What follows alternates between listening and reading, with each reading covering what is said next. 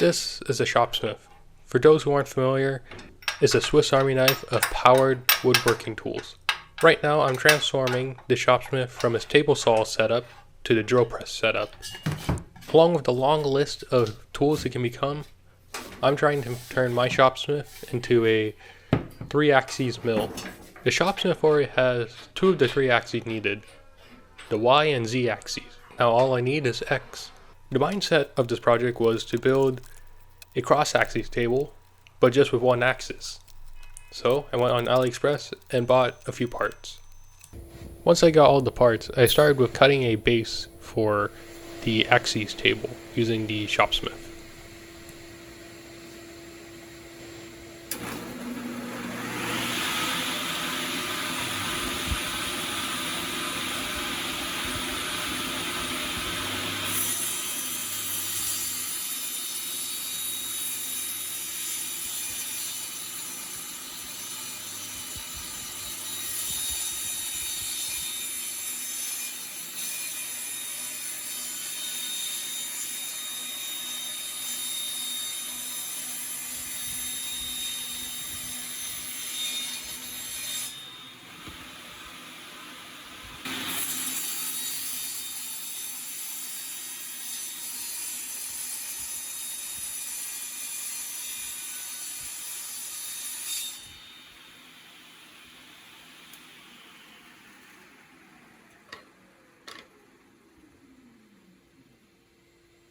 Once I cut out the base, I went ahead to screw down the linear guide rails along with the lead screw.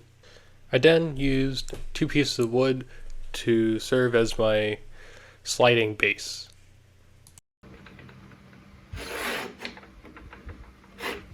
The next thing I placed on was a MDF base from my previous CNC, which got damaged beyond repair during my last move, which has maybe a small part in why this project was started.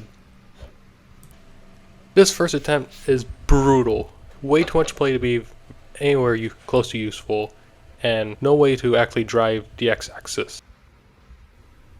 This second attempt, I decided to 3D print 2 side pieces to hold the linear guide rails and the lead screws, which was a big issue that I had with the first attempt. The next thing I did was connect the linear bearings with a 1 giant 3D printed base. I also added some roller bearings to help give more contact points for the base, hopefully reducing the amount of play.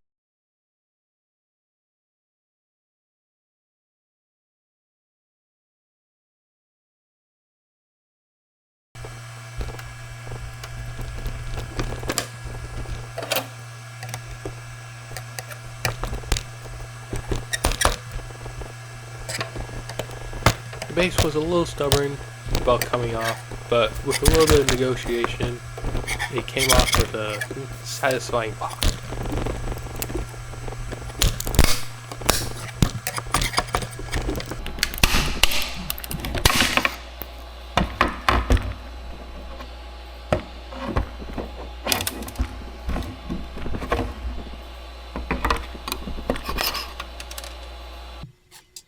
Now that the parts are 3D printed, I went ahead to assemble the newly 3D printed parts with the linear rails and bearings to make a more successful second attempt.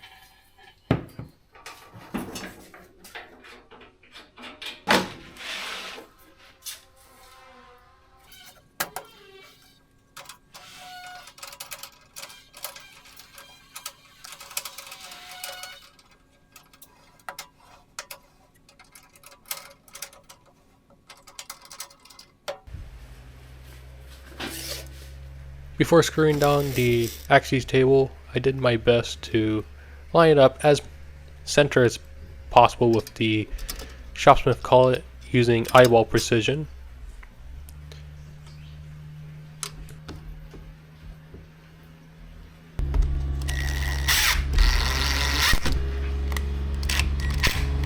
After centering the table as best I can, I screw down one corner and use the saw blade height adjustment and the drill press head to line up the Y-axis.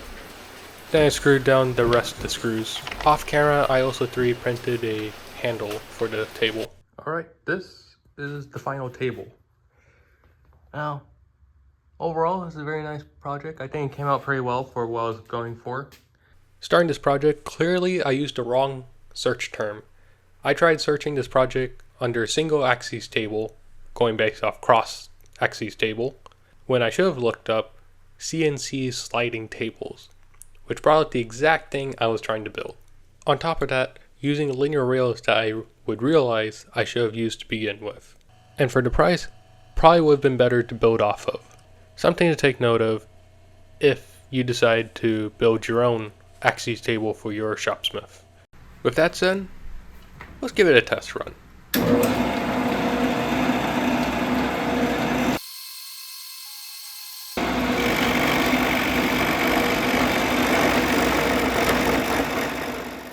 Okay, now remember, this is a video how not to build a Shopsmith slide table.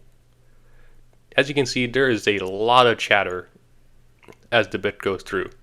Now, I tried again with a smaller bit, maybe thinking we can do smaller cuts, but still the exact same issue. At least one positive aspect from this whole ordeal is that the Shopsmith as a mill comes with a built-in tilt table. Clearly, there's a lot of work that needs to be done to make this work for my Shopsmith.